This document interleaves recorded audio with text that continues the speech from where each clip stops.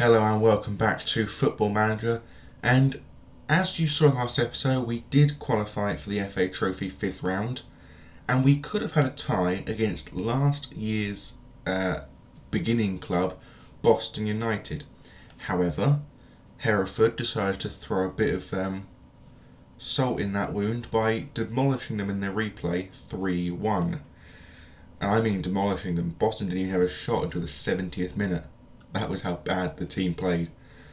However, since that game, we've been forced to change the idea, formation and tactic that I'd been planning on using 3 times. Because of this, 3 players out injured. Carrington got injured, as you saw in the game. O'Neill got injured. And, yeah. So we were originally going to play 2 up top with Robson as sole attacking midfielder. We were going to have Robson here, and then Hillier and O'Neill up here. But we can't do that because O'Neill's now injured, so we've actually had to go on to a 5-3-1-1 formation because we have no backup strikers now. We could have had Gatcher, but he's nowhere near fit to play. Simply nowhere near. And it's just, look at the number of injured. We've got Hines injured, Cavaro injured, Oyagoki injured, we've got Carrington, O'Neill, Gatcher, all injured. We've got Earring, fitness problem, Robson, fitness problem. Jesus Christ, this team is a shambles in terms of its fitness. But it's what we have to work with, unfortunately, and so far we've worked with it quite well. We're top of the league, clear by 9 points. If we win today, we'll go clear by 12 points because Solihull Moors lost their game 4-2 to Chelmsford, a team 3rd from bottom. So clearly there are some things that need to be ironed out with the runner-up club so far in Solihull Moors. Saying that, of course, they are one of the teams that have been a rather large task for us. They haven't scored against us, no, mind you, but we can't seem to score more than 2 goals against them, whilst other teams we score like for fun, really. But so we've not played badly. Let's put it that way. We've not been playing badly, of course. On a good run, unbeaten in the last 5, of course. Unbeaten properly since our Gillian Toole penalty loss in the FA Cup, and if you count that as a draw, we haven't lost since we lost to Harrogate in October. So that's 3 months if we win today without defeat, or if we draw today, I should say. If we don't lose, I should say. Not if we draw or if we win. But if we don't lose, it'll be 3 months since our last defeat. Which is a very impressive record, I think you'd have to agree. So let's see if we can do that. Let's see if we can get 3 months on the bounce without losing a single match.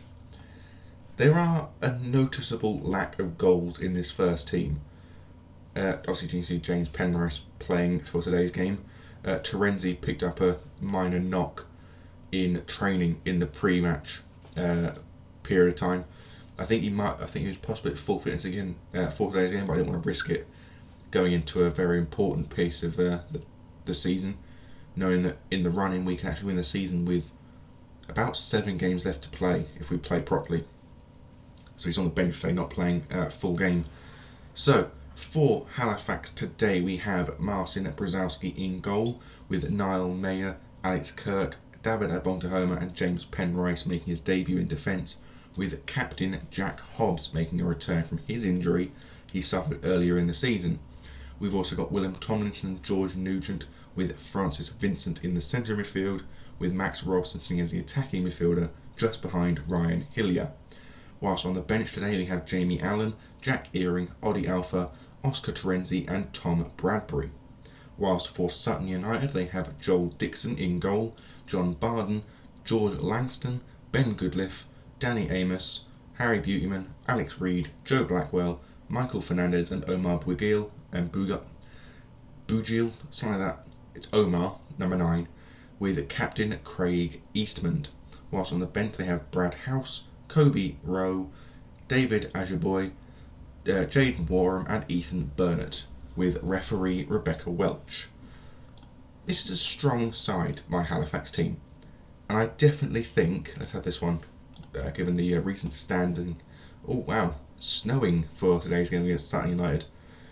You don't really see this very often in Football Manager, I've noticed in the last few years. Very few snow games. Anyway, we have the first highlight, throw in for Penrice to Robson. Back to Penrice it goes now. Ball over the top looking for Robson, who's in the box now. Tricks across to Hillier, gets a shot away but is blocked by the defenders. But a very promising start to this match so far, with our new boy Penrice making immediate links with Robson, getting the ball into that box. Another throw, this time on the other side. Mayer to Tomlinson, but it's pulled out of the air by Blackwell. Ball over the top, but poor from Sutton. Ends up with Kirk. Now Vincent. Over the top for Hillier. In behind, shoot off of the crossbar. And it's a very poor effort from Hillier. 13 goals so far this season. Didn't really improve that with that shot, that's for sure. Free kick to Sutton, probably an offside ruling. Dix, ball over the top, but very, very close to being stolen. And Blackwell easily gets past our defenders. And thankfully, Brzezowski makes up for what looked like it was Alex Kirk making a mistake at the back there. Corner kick to Sutton. Fernandez to take it. Swings it in to the near post. Met by the head of the player I can't pronounce the last name of, Omar. And it did go wide, thankfully. But after 30 minutes of football, not a single goal yet been scored. Now, I'm fine with this. 10 points clear at the top of the table. No question about it. I'm fine. To be fair, more than 3 points clear at the top, I would be perfectly fine with, because it gives us leeway to mess up once or twice. So being 10 points clear gives us 4 games of leeway to mess up, so to speak. And if Solihull Moors keep playing like they did against Chelmsford, we've got a fair few more games on top of that. I'm going to point my finger and say I'm not happy with the performance.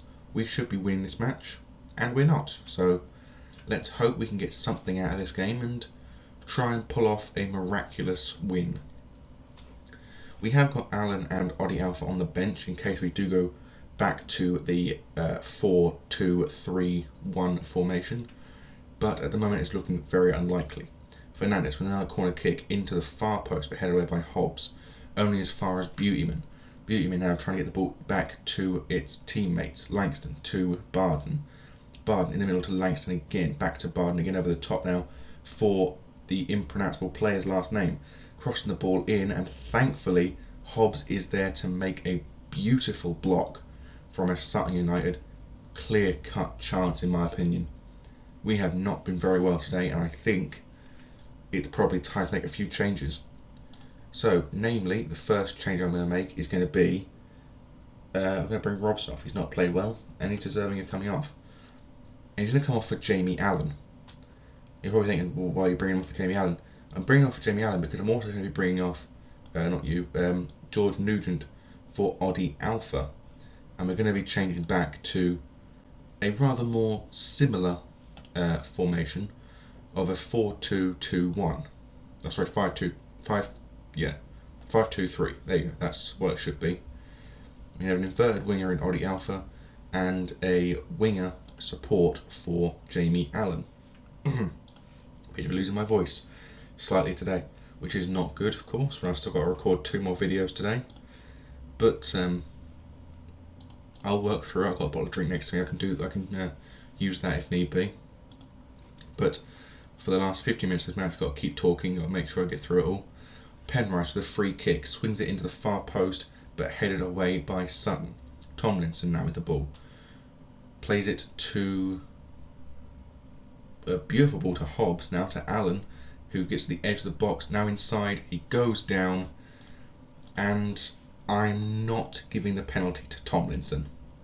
I'm going to be giving it to Ryan Hillier, because he needs the confidence boost of scoring a goal. Simple as that. And as well as that, he's technically the best at finishing, so it would make more sense. Hillier steps up and plants the ball perfectly in that bottom right-hand corner. Halifax now lead 1-0 against Sutton United on this cold January day, and Ryan Hillier makes it 14 from the season. So far, at least. Of course, he may score more. But a well-worked penalty into that bottom corner, Well won, mind you, from Jamie Allen, making his return from an injury as well. And it's very, very nice to see the team playing well. But as I say that, new boy Penrice, the player I was praising so much in the first half, he's not playing very well today. So he's going to come off for Oscar Terenzi to give him a bit of a run out post-injury and hope he can do something good as well. But with just a few minutes left to play now, corner kick to Tomlinson, swings it into the near post for Oddie Alpha, but it's actually cleared to Jamie Allen, whose shot hits the post and then back to Oddie Alpha, and it's 2-0. Halifax Town 2, Sutton United 0, and Halifax Town are now 12 points clear at the top of the National League table. But yes, as I said, the ball cannoned off the post by Jamie Allen, slotted just in front of Oddie Alpha for him to tap home with his left boot, and we now lead 2-0. But corner kick to Sutton, ball in from Fernandez. A fairly tame header from Craig Eastman. No more than a consolation goal guaranteed at this point. We've already gone way past the 3 minutes plus on stoppage time.